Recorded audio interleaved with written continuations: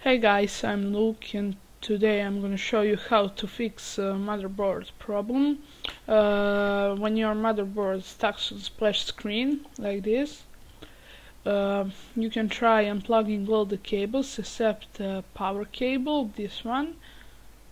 Here your PC needs the power for boot, and if it works, problem should be mouse on our keyboard. You can try going to BIOS and turning off legacy support USB. This one, you see, you can try disabling that, and I don't guarantee this will work for all because we don't have the same problems maybe.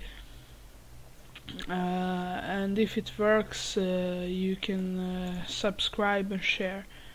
So guys, that's it. See you next time.